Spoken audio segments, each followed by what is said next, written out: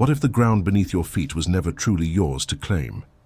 What if every breath you took was measured against a debt you could never hope to repay in a single lifetime? Could you harden a world where your very thoughts were considered property of a divine bureaucracy? Is it possible that the darkness we associate with this era was not a lack of light, but an excess of shadow cast by monolithic stone? Do you truly believe that the peasant of the Middle Ages was merely a simple soul tilling the earth in ignorant bliss? You have been told that this was a time of primitive chaos, a lawless vacuum between the fall of Rome and the rise of reason. But the reality is far more suffocating and meticulously organized. As you step into the cold, damp air of this dawn, you realize that your life is not a series of choices, but a sequence of permissions. You are standing on the edge of a vast, invisible web of spiritual and legal surveillance that monitors the rhythm of your heart and the output of your hands. By the time the sun sets on these 24 hours, you will understand that the church was not merely a place of worship, but the architect of your entire reality, a structure so absolute that it defined the limits of your soul before you were even born. You walk through the mud of the parish, feeling the weight of the heavy wool against your skin, a fabric that carries the scent of wood smoke and old sweat. The architecture of submission begins here, not in the grand cathedrals of the distant cities, but in the looming presence of the local stone church that dominates the horizon. You look up at the grey walls, feeling the temperature drop as the massive masonry swallows the heat of the morning sun. The air here is different. It is dense with the smell of stale incense and the metallic tang of damp earth. Every stone was hauled here by backs like yours, placed with a precision that suggests permanence in a world where your own life is fleeting. You are not a protagonist in this story. You are a component of a much larger machine. Your feet follow paths worn deep into the soil by generations who feared the same bells that now begin to toll. Listen to the sound. It is not a call to prayer, it is a command. It vibrates in your chest, a low rhythmic thrumming that synchronizes the movement of every living soul in the valley. You watch the others emerging from their timber-framed huts, their movements mechanical and practiced. There is no conversation, only the sound of heavy boots and the distant bleating of sheep. You notice how the village is laid out. Every door faces the church. Every window is a silent witness to your neighbor's piety, or lack thereof. This is the first layer of the architecture. It is the physical manifestation of a gauze that never blinks. You feel the rough texture of the wooden lychgate as you pass through the boundary between the profane and the sacred. Here the laws of the king fade, replaced by the canon law of the church, a legal system so complex it requires a small army of tonsured clerks to manage. You are told that the priest is your father, yet he is also your judge, your tax collector, and the only gatekeeper to an afterlife that has been described to you in terrifying detail since your first memories. The myth of the simple peasant dissolves as you consider the mental gymnastics required to navigate this landscape. You must remember which fields are titled, which sins require specific penalties, and which feast days forbid the very labor you need to survive. The surveillance is not just external, it is internal. You have been taught to police your own mind, to fear the stray thought as much as the visible crime. As you approach the heavy oak doors of the parish church, the grain of the wood feels like skin, ancient and scarred. Inside, the light is filtered through narrow slits, casting long, sharp shadows that divide the floor into zones of light and dark. The silence is not peaceful, it is expectant. It is the silence of a courtroom before the sentence is read. You see the flickering candles, their wax dripping like slow tears, representing the prayers of those desperate for a shorter stay in the fires of purgatory. The parish is a microcosm of a global empire, a network that stretches across oceans and mountains, yet finds its most potential expression in the way you lower your head when the deacon passes. You realize that the stability of this world depends entirely on your submission. If you stop believing in the weight of these stones, the entire social order collapses. And yet the stones are so heavy and your body is so fragile. This contrast defines your existence. You are a vessel of labor, a source of grain and silver, kept in check by a narrative of eternal consequence. The physical environment reinforces this at every turn. The height of the ceiling makes you feel small. The cold of the floor reminds you of the grave, and the scent of the oils suggests a world beyond the senses that you are told is more real than the mud on your boots. You are being watched, not just by the priest, but by the community that has been forged into a single collective eye. To deviate is to risk everything, not just your life, but your place in the universe. This is the beginning of your journey through the darkest days, a descent into a system that perfected the art of soulcraft through the science of fear and the beauty of stone. You are now part of the mechanism. There is no turning back from the revelation of how deep the foundations of this authority truly reach into the earth and your own heart.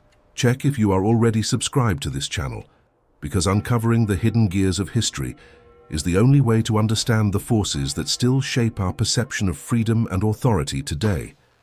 The sun has not yet crested the horizon, but your body is already in motion, driven by a force far more mechanical than the natural instinct to wake.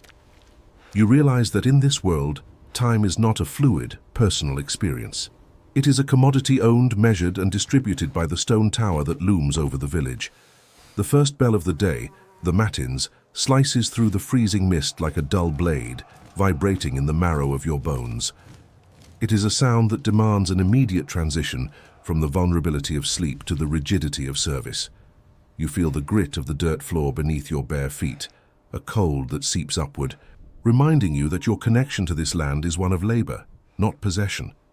As you pull on your rough tunic, the fibers scratch against your skin, a constant sensory reminder of the friction between your needs and the demands of the institution.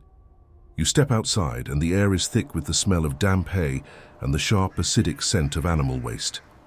The village is a landscape of shadows moving in unison toward the fields, a collective migration dictated by the liturgical hours.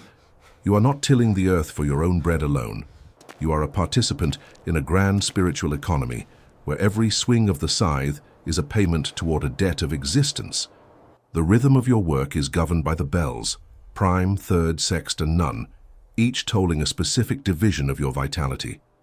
You look at the sun, but it is no longer your guide. The church has intercepted the heavens, translating the movement of the stars into a schedule of production and prayer. The physical exertion is immense. You feel the strain in your lower back as you bend to harvest the rye, the stalks dry and abrasive against your calloused palms. The heat begins to rise, and sweat stings your eyes, yet the pace does not slacken. To slow down is to fall behind in the eyes of the titled collector, the man who stands at the edge of the field with a ledger of souls and bushels. There is a profound functional reality here. The church provides the spiritual infrastructure for your survival, but in exchange, it claims the first and best tenth of everything you produce. You watch as the wagons are loaded, not headed toward your own modest storage, but toward the great tithe barn. This structure is a masterpiece of functional architecture, built with massive timber beams that could withstand a siege. Inside, the air is golden with dust and the sweet, heavy aroma of accumulated grain. It is a cathedral of logistics, where the abundance of the earth is transformed into the political power of the papacy. You stand in the doorway of the barn and feel the contrast between the emptiness of your own belly and the overflowing bins of the institution. This is the liturgy of labor, a ritual of extraction that ensures the stability of the hierarchy through the systematic depletion of the individual. Every movement you make is part of a calculated sequence designed to maintain the equilibrium of a world that fears change more than it fears death. You are told that this labor is holy, that the blisters on your hands are medals of piety, yet the fatigue you feel is a heavy, leaden weight that threatens to pull you into the soil. The surveillance is constant, not just from the eyes of the priest, but from the very structure of the workday. There is no space for private reflection, no moment where the sound of the bell does not remind you of your obligations. Even as the light begins to fail and the bell for Vespers echoes across the valley, the work does not truly end. You transition from the field to the maintenance of the tools, the feeding of the livestock, and the preparation for the next cycle. The darkness is not a reprieve. It is merely a change in the atmosphere of your servitude. You feel the cooling air on your damp neck, a shiver that runs down your spine as the village fires are lit, casting flickering, unstable light against the solid, unmoving walls of the church. The fragility of your candlelit home stands in stark opposition to the permanence of the parish, a visual representation of the power dynamic that defines your life. You are a flickering flame in a world of stone. As you sit by the hearth, the taste of thin pottage on your tongue, you reflect on the absolute control the institution exerts over the very concept of a day. They have captured time, boxed it into hours, and sold it back to you as a path to salvation. The exhaustion you feel is the price of order. It is a profound realization that your life is a series of interconnected gears in a machine that serves a purpose far beyond your understanding. The institution has mastered the art of turning human energy into divine authority, using the physical world to manufacture a spiritual reality. You find yourself wondering if there is any part of you that remains untouched by this surveillance, any thought that is truly your own. But even as you ponder this, the bell for Compline rings, signaling the end of the day and the beginning of a silence that is just as regulated as the noise. This is the moment where the weight of the day settles into your soul, a realization that the cycle will begin again tomorrow, exactly the same, until the earth finally claims you. If you can feel the weight of that stone and the pull of that bell in your own life, perhaps you're starting to see the truth behind the veil. Comment the phrase, "Divine chains are still chains," because it is a truth that resonates through the centuries, reminding us that the most effective prisons are the ones built out of our own devotion and the hours of our lives. You are now deeper into the heart of this 24-hour descent, moving from the visible labor of the fields toward the invisible architecture of the mind, where the true power of the authority is forged in the silence of the night. The transition from the open fields to the interior sanctum of the church is more than a change of scenery. It is a descent into the anatomy of your own conscience. As the heavy oak doors groan shut behind you, the sounds of the natural world, the wind in the rye and the distant lowing of cattle, are severed as if by a knife. You are now enveloped in a silence that feels architectural, a vacuum where the only thing that exists is the dialogue between your failings and the divine. The temperature drops sharply, the stone floor leaching the last remnants of warmth from your feet. This is the realm of penance, a space designed to make the invisible visible. You walk toward the shadows of the side aisles, where the light of the narrow windows fails to reach, and you find the area designated for the hearing of your soul. Here, the surveillance of the village gives way to much more intimate scrutiny. You feel the texture of the cold stone wall against your shoulder, its dampness seeping through your tunic like a physical manifestation of guilt. The air is thick with the smell of old parchment, cold ash, and the faint sweet rot of ancient wood. You are approaching the threshold of the confessional, a boundary where the most private corners of your mind are laid bare for the institution to categorize. There is a profound functional precision in this act. You are not merely speaking to a man, you are feeding a vast jurisdictional machine that thrives on the classification of human error. Each whispered admission is a data point in a legal system that spans the known world. You feel a tightening in your throat as you contemplate the categories of sin: mortal, venial, internal, external.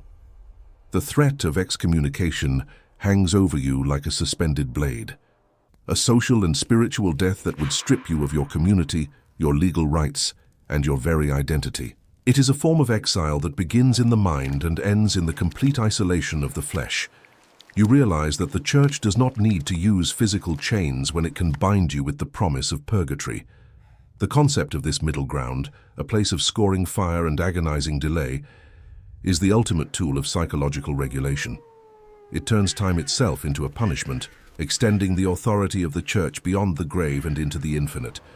You look at the crucifix on the wall, the carved wood smooth from centuries of desperate touches, and you feel the weight of a debt that can never be fully settled. Every prayer, every fast, and every coin dropped into the alms box is a desperate attempt to shorten a sentence that has not yet been pronounced. The architecture of this space reinforces your insignificance. The vaulted ceilings are so high they seem to touch a heaven that is indifferent to your suffering, while the crypts beneath your feet suggest a hell that is all too eager to receive you. You move deeper into the cloisters, where the monks pace in a rhythmic, mechanical devotion. Their footsteps are a soft, repetitive scuffing on the flagstones, a sound that echoes the ticking of a clock that measures only the decay of the soul. In this space, you see how internal thought is systematically dismantled and rebuilt. The repetition of the psalms, the regulation of the breath, and the mandatory silence are all techniques of soulcraft designed to ensure that no part of the human experience remains unregulated. You are taught to fear your own desires as if they were invaders, to treat your own heart as a potential traitor. The contrast between the stability of the institution and the fragility of your own moral state is overwhelming. The Church stands for eternity, carved in granite and marble, while you are a creature of impulse and clay, constantly failing, constantly needing the mediation of the priest to remain upright. This is the anatomy of penance, a surgical exploration of the human spirit that leaves nothing hidden. You feel a sense of profound exposure, as if the very walls can hear the thoughts you haven't even formed yet. The surveillance has successfully migrated from the village square to the center of your being. You are now your own most vigilant guard, monitoring your every impulse for the slightest deviation from the path of submission. This internal regulation is what allows the hierarchy to remain unchallenged. A man who is at war with his own soul has no energy left to rebel against his masters. As you prepare to leave this shadowy interior and return to the demands of the physical world, you carry the weight of this silence with you. It is a burden heavier than any sack of grain, a mental architecture that you will inhabit until your final breath. The light of the late afternoon strikes the stained glass, casting blood-red and deep violet patterns across the floor, a visual reminder of the sacrifice required to maintain this order. You understand now that the darkest days were not defined by a lack of knowledge, but by a knowledge that was used to map the geography of fear. If you feel the shadow of these ancient walls falling across your own modern sense of self, it is because the techniques of internal surveillance never truly disappeared. Give this video a like if you are starting to recognize the invisible structures that still demand your penance and your constant attention in the modern world. This act of acknowledgement is the first step in seeing the world as it truly is, rather than how you were taught to perceive it from the safety of the pews. You have survived the audit of the soul, but the final test of this 24-hour cycle still awaits. As the sun begins to dip, and the reality of the fragile covenant between the powerful and the powerless is revealed in the cold light of the approaching night. As the evening light begins to bleed out of the sky, casting long skeletal shadows across the frozen mud of the village, you are forced to confront the most brutal physical contradiction of your existence. You walk back toward the center of the parish, your stomach a hollow pit of dullness, persistently thinking that it has become your most constant companion. The winter stores are failing. In your own small hut, the grain bin sounds thin and metallic when you scrape the bottom, a dry echo that speaks of a spring that may arrive too late for some. Yet as you pass the open doors of the sanctuary once more, the flicker of candlelight reveals a world of impossible, mocking opulence. This is the fragile covenant, the social engineering of the soul that demands your hunger as the fuel for a divine spectacle.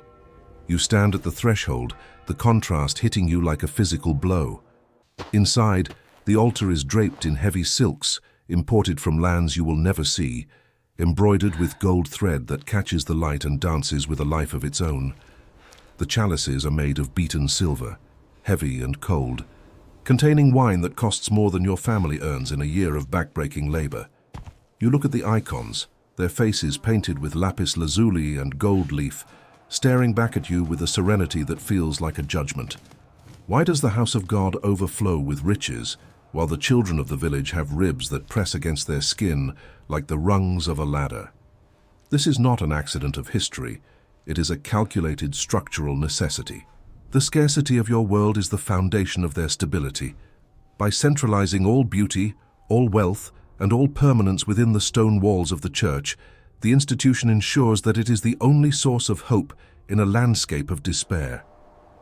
You are taught that the gold on the altar is not a luxury, but a window into the celestial kingdom, a tangible proof that the suffering of the present is merely a shadow of the glory to come.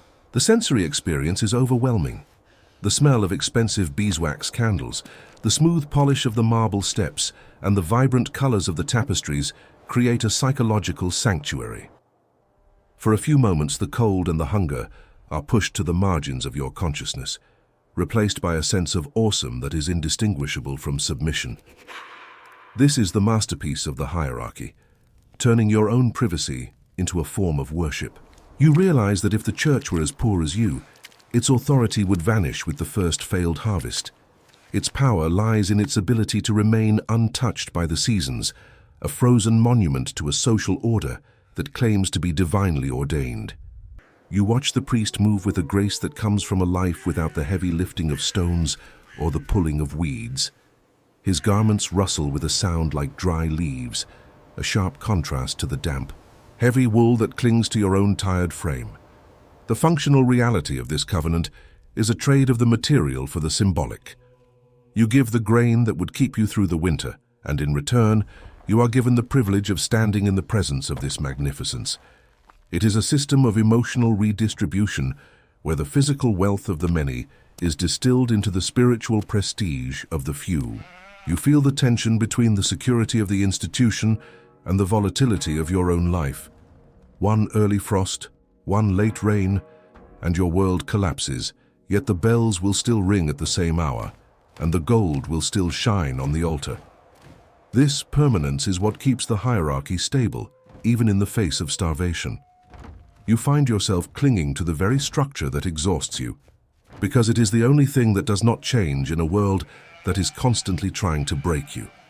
The social engineering is so complete that you would defend the gold on the altar with your life, even as your own heart goes cold. It is a profound realization of how deeply the aesthetic of power has been woven into the fabric of your survival. You are an observer of your own obsolescence, a witness to a wealth that is built on the systematic extraction of your vitality. As the night deepens and the temperature continues to drop, the glow from the church windows seems to mock the gathering darkness. You understand now that the covenant is not a contract between equals, but a siege of the spirit. The abundance of the church is the measure of your own sacrifice, a mirror that reflects your poverty as a spiritual virtue. This is the ultimate elevation of the material into the sacred, a process that requires you to remain hungry so that the institution can remain holy. The fragility of this arrangement is hidden beneath the weight of the stone, but you can feel it in the way the villagers look at each other, a mixture of shared suffering and mutual surveillance. To question the gold is to question the light itself, and in the darkness of this winter, the light is all you have left. Share this video with someone who needs to see the hidden costs of the monuments we build to our own beliefs, because understanding the weight of the past is the only way to lighten the burdens of the present. You are now reaching the final hours of this immersion, as the cold of the night settles into the very marrow of the world, and the concrete reality of the Middle Ages prepares to reveal its final, philosophical sting. The cycle of these 24 hours is drawing to a close, but the weight of the day does not lift with the coming of the final darkness. You stand in the center of the village, watching the last embers of the hearth fires die out, leaving the world in a state of primal, suffocating obsidian. Above you, the spire of the church remains a sharp, black silhouette against the cold indifference of the stars, a finger of stone pointing toward a heaven that feels both infinitely close and impossibly distant. You have moved through the layers of this world, from the physical mud of the fields to the psychological labyrinth of the confessional, and now you are left with the echo of the eternal. It is a sound that does not come from the bells, but from the silence that follows them. You realize that the architecture of submission you explored at dawn was never just about stone and mortar. It was about the construction of a permanent human interior. The surveillance you felt in the village square has successfully migrated into the very structure of your consciousness. You are no longer just an inhabitant of the Middle Ages, you are a prototype of the governed soul. The concrete reality of the tithe barn and the opulence of the altar have served their purpose, transforming the raw, chaotic energy of human survival into a refined, predictable system of order. You feel a profound chill that has nothing to do with the night air. It is the realization of the cost of this stability. To achieve this level of social equilibrium, The institution had to claim the right to define what is real, what is valuable, and what is eternal. It traded your autonomy for a sense of belonging to a cosmic plan. You look at your hands, rough and cracked from the day's labor, and you see them not as your own tools, but as instruments of a divine bureaucracy. This is the final elevation of the narrative, the understanding that the Middle Ages were not a lapse in human progress, but a masterclass in the management of the human spirit. The need for order is a fundamental hunger, as real as the need for bread, and the Church provided a feast of certainty in a world of terrifying randomness. It gave you a map of the universe where every star had a name and every suffering had a meaning. But the price of that map was the surrender of your own internal compass. You see the contrast now with absolute clarity, the stability of the dogma versus the fragility of the individual. The institution is a fortress of always, while you are a creature of now, a flickering moment of consciousness caught in the gears of an eternal machine. The psychological legacy of this authority did not vanish with the coming of the Renaissance or the Enlightenment. It merely changed its vocabulary. The desire for a central authority to validate our existence, the fear of being cast out of the community, and the impulse to police our own thoughts are all echoes of these 24 hours. You are a descendant of this surveillance. The stone may have crumbled in some places, but the foundations remain buried deep within the modern psyche. You find yourself standing between the necessity of structure and the agony of its weight. Without the Church, the village would be a collection of isolated, deceiving souls. With it, it is a single, breathing organism of devotion and dread. This is the paradox of human organization. We build the very walls that imprison us because we fear the emptiness of the open field even more than the cold of the cell. As the final bell for the night fades into the mist, you feel a strange sense of completion. You have witnessed the mechanics of a world that perfected the art of turning the material into the symbolic. The echo of the eternal is the sound of your own heart, beating in rhythm with a system that was designed to outlast you. It is a reminder that we are never truly alone, not because we are loved, but because we are monitored. The darkness of these days was not a lack of light, but a light so focused and intense that it blinded you to anything outside its beam. You are now a witness to the true nature of authority. It does not rule from above. It grows from within, using your own needs and fears as the soil for its roots. This is the final revelation of your journey through the darkest days. The power of the stone is nothing compared to the power of the story you have been told about the stone.